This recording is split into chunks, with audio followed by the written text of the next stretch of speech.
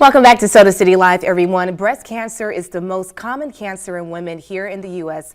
And according to the CDC, it is affecting about 1 in 8 women in the United States. And as we aim to bring awareness to the disease for Breast Cancer Awareness Month and National Metastatic Breast Cancer Day, we also want to be sure to celebrate breast cancer survivors and those that are battling that fight daily. Returning to the show today is Tamika Hunter-Ross, here to talk about what her battle has been like with metastatic breast cancer, something that we often don't hear about or talk about enough when it comes to this disease. And Tamika, you have been such a fighter and so outspoken about your journey. You recently released a book, High Heels and Low Places, that shares testimonies of 22 women fighting breast cancer. And you are also the founder of Faith Strong, where you have a group where women can come together and get that support that they need while they're fighting breast cancer. You're doing this, again, well, on your own journey. So thank you so much for coming back to the show to talk to us about this. Yes, thank you for having me again. Really appreciate it. So your story is interesting because you had breast cancer and you were told that you were free of breast cancer. You were celebrating 3 years. 3 years. On the 3rd year.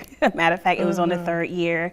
And, you know, doctors tell us that, you know, once you have a breast cancer, initial breast cancer diagnosis, once you go into remission, the first 5 years is critical. If it does not reoccur within the first 5 years, then, you know, you have a better chance of it never occurring again. So, you know, I was looking forward to that 5-year mark, but unfortunately it came back after the 3rd year of being in remission. This time it came back as stage 4 metastatic breast cancer, which means where the breast cancer has spread outside the breast and go to other parts of the body. An initial diagnosis, it was pretty much consumed throughout my whole body. It was attacking my liver, my lungs, my lymph nodes, but thanks be to God, we've got, through treatment, having to go out of state for treatment, it stabilized to where all we're just really concerned about is the bones. That's the everyday challenge and issues I have with it being there's still evidence of the cancer being in my bones, and it's stabilized. So as everyone is aware, there's no cure for stage 4. It requires ongoing treatment. So every 3 weeks I travel to Atlanta, I do my chemo, I do my labs, I do my follow-ups. Every 3 months I'm doing scans to just so they can monitor things to make sure that it's stabilized, that it's not spreading, it's just staying in one location, or as a matter of fact, it's decreasing, because the last time I was there just 2 weeks ago, she said, your numbers dropped. And I was like, oh, wow, that's great. That's so, good. You know, we love to hear things like that, even though they're telling us no cures, but the lower our numbers are, the better it is for us to where we can continue to live life and live a good quality of life. What information have you been seeking? What have you been learning about metastatic breast cancer? Especially in your position where you thought that it wasn't going to be coming back, and then when it did, you were hit with that. So how were you learning about this? Because as you mentioned, it's always a chance, but you really didn't think that was going to happen. Yes, I really did not think it was going to happen. And then when I started doing my own research for myself and advocating for myself, trying to find answers that the doctors could not give me, basically saying, you know, you're just one of 1,000 women. And I'm just like, that's just not good enough for me. You know, something had to trigger it, especially since I did the genetic test in the first diagnosis.